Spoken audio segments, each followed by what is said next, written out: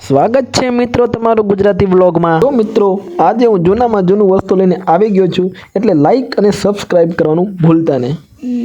આ કૂવો વાઘરીએ બનાવેલ છે મિત્રો, અને આ કૂવો ખૂબ જ જૂનો છે। અમારા દાદા કહેતા હતા કે આ કૂવો વાઘરીએ બનાવેલ છે અને ખૂબ 100 વર્ષ કરતાં પણ જૂનો છે કૂવો, બરોબર। જો મિત્રો અમારા દાદા કહેતા હતા કે આ કૂવામાં વાઘરી કહેતા હતા કે આ કૂવામાં કોઈ દિવસ પાણી ખૂટતું નથી। વાઘરીએ વરદાન આપ્યું હતું કે આ કૂવામાં પાણી કોઈ દિવસ ખૂટતું નથી મિત્રો।